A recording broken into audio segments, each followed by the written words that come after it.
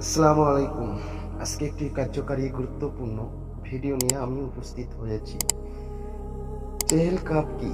এটা কি কোরআন সুন্নাহ দ্বারা প্রমাণিত? এটার মধ্যে কি কোনো কুফরি কিংবা শিরকি লাজিম আছে কিনা? এটা কি ভালো উদ্দেশ্যে আমল করা যাবে? এই চেহেল কাপ ৪১ প্রকার কাজ করা যায়। কখন কোন সময় করতে হবে সম্পূর্ণ জানিয়ে দেওয়া হবে। ভারত, বাংলাদেশ, পাকিস্তান বহুল প্রচলিত এই চেহেল কাপ অনেক বুজুর্গ ব্যক্তির ঝাড়ফুঁক কারীর উপকারী মন্ত্র। যেহেতু এর উপকারী পাওয়া যায়, সেজন্য কোনো বুজুর্গের মাধ্যমে এর আমল নেওয়া যেতে পারে এবং জরুরি বা সুন্নাহ মনে না করেও আমল করতে কোনো সমস্যা নেই। তাছাড়া চেহেল কাপ শব্দ ও অর্থ শরীয়তের সাথে সংঘর্ষিত নয়, বরং সামঞ্জস্যিক। চেহেল কাপ কোনো কুফরি বাক্য নেই।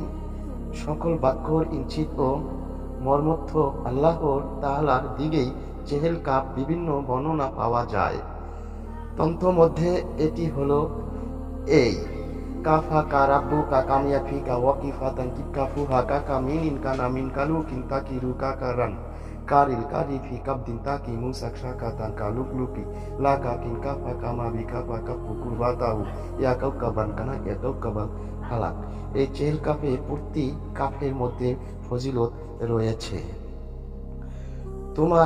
তোমার জন্য যথেষ্ট। তিনি তোমার রক্ষণাবেক্ষণ এবং প্রত্যেক ওই আগত মুসিবত ও প্রশানি যা অপেক্ষমান, দুশমনের হামলার মতো যা হামলার জন্য প্রস্তুত থাকে, এবং ওই বিপদ আপদ থেকে যা মিলিত থাকে, যা খোলা মুশকিল এবং এমন সব কঠিন ও মারাত্মক ক্ষতিকারক বিপদ আপদ ও সজ্জিত লস্কর এবং উটের গোস্তর মতো শক্ত।